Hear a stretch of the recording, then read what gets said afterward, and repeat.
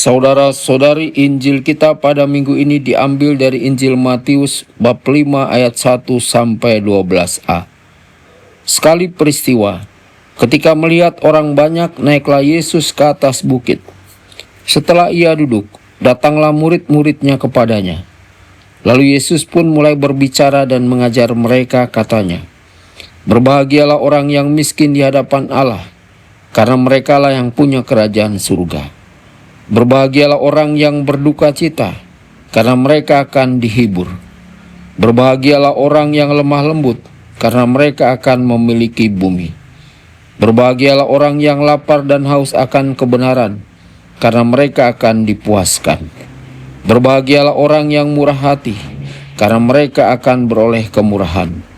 Berbahagialah orang yang suci hatinya, karena mereka akan melihat Allah. Berbahagialah orang yang membawa damai, karena mereka akan disebut anak-anak Allah. Berbahagialah orang yang dianiaya demi kebenaran, karena merekalah yang empunya kerajaan surga. Berbahagialah kamu, jika karena aku kamu dicela dan dianiaya, dan kepadamu difitnahkan segala yang jahat. Bersukacita dan bergembiralah, sebab besarlah upamu di surga." Demikianlah sabda Tuhan. Terpujilah Kristus.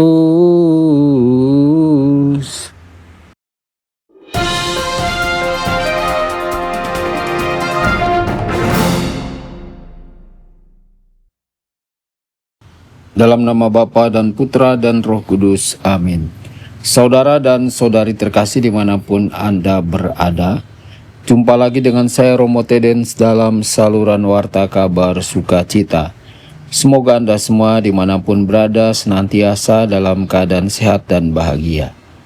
Saudara-saudari, sabda bahagia yang diajarkan Yesus tampak seperti sebuah paradoks besar. Dunia menawarkan banyak hal: uang, kenyamanan, kesenangan, kuasa, dan kehormatan. Dunia berkata, itulah yang membuatmu bahagia. Namun Yesus justru mengatakan sesuatu yang berlawanan. Berbahagialah kamu yang miskin, yang lemah lembut, yang murni hati, yang dianiaya, sebab kamulah yang memiliki kerajaan surga. Ini adalah paradoks yang diberkati, sebuah kebijaksanaan ilahi yang tidak dimengerti oleh dunia. Saudara-saudari, Yesus menegaskan bahwa kebahagiaan tidak ditemukan dalam hal-hal duniawi yang kita kejar habis-habisan. Kebahagiaan justru lahir dari hal-hal yang tampaknya bertentangan: kemiskinan, kelemah lembutan, kerendahan hati, kesucian hati, belas kasih, bahkan penderitaan dan penganiayaan. Mengapa demikian? Karena kebahagiaan sejati adalah kedekatan dengan Tuhan, bukan kepemilikan atas dunia. Santo Agustinus berkata, hati manusia tidak akan tenang sebelum beristirahat dalam Engkau ya Tuhan. Semua yang fana ini seperti sungai yang mengalir cepat dan menyeret kita. Tetapi Kristus adalah pohon yang tumbuh di tepi sungai itu, teguh dan memberi naungan. Mazmur ayat 1 menggambarkan orang berbahagia seperti pohon itu. Ia seperti pohon yang ditanam di tepi aliran air yang menghasilkan buah pada musimnya. Saudara-saudari, bukankah kita sering mencari kebahagiaan di tempat yang salah? Kadang uang, kesenangan, kenyamanan, atau kehormatan menjadi berhala, sesuatu yang diam-diam menggantikan Tuhan di hati kita. Hari ini Yesus mengajak kita memeriksa diri kita. Hal apa dalam hidup kita yang paling melekat? Apakah itu mendekatkan kita pada Tuhan atau menjauhkan kita? Sabda bahagia bukan aturan baru, bukan daftar syarat, tetapi potret diri Yesus sendiri. Yesus miskin saat lahir dalam kandang. Yesus berduka atas Lazarus. Yesus lemah lembut dan rendah hati. Yesus lapar dan haus akan kebenaran.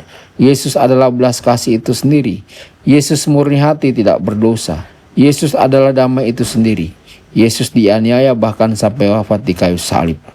Dengan kata lain, sabda bahagia adalah undangan untuk menjadi serupa dengan Yesus.